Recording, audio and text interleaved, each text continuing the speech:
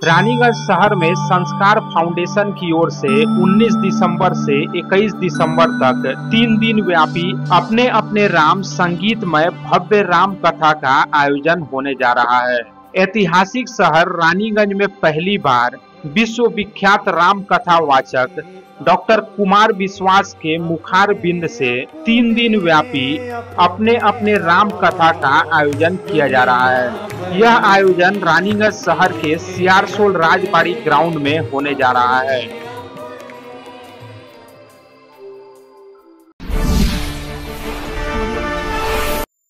দুর্গাপুরের বেসরকারি মেডিকেল কলেজের দ্বিতীয় বর্ষের এমবিবিএস ছাত্রী ধর্ষণের তদন্তকারী পুলিশ ঘটনাস্থলের পরিধি বাড়িয়েছে। জঙ্গলের মূল দৃশ্যটি ইতিমধ্যে ঘেরাও করা হয়েছে এবং গ্রেপ্তার হওয়া অভিযুক্তদের ঘটনাটি পুনর্নির্মাণের জন্য সেখানে নিয়ে যাওয়া হয়েছিল। বৃহস্পতিবারে ঘেরাও করা হয় এলাকার প্রায় 50 মিটার। ডাক্তার পড়ুয়া গণধর্ষণের ঘটনাস্থল ঘেরাও করা হয়েছিল আগেই। বৃহস্পতিবার আরও 50 মিটার জঙ্গল ঘিরে ফেলা হয় পুলিশি তরফে। সেই 50 মিটার ঘেরাও করা এলাকার ফরেনসিক দলও আসে। ফরেনসিক দলে 4 সদস্যের প্রতিনিধি ছিল, সাথে নিউ টাউনশিপ থানার পুলিশও।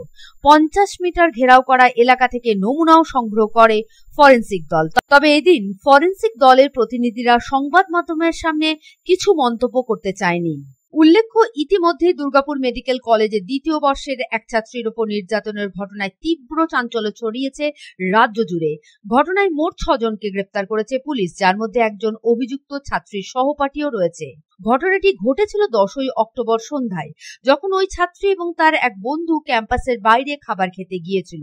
অভিযোগ, পথে তাদের উপর হামলা চালিয়েছে কিছু অজ্ঞাত পরিচয় দুষ্কৃতী। মেয়েটিকে জঙ্গলের দিকে টেনে নিয়ে গিয়ে নির্যাতন চালায়। পরে অচেতন অবস্থায় তাকে উদ্ধার করে স্থানীয় হাসপাতালে ভর্তি করা হয়।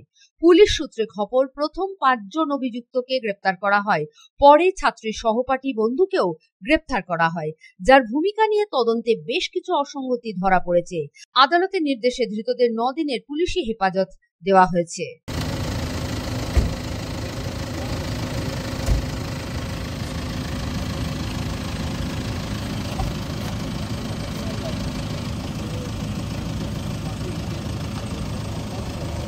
দুর্গাপুর থেকে সাধন রুজির রিপোর্ট, পাবলিক টাইমস।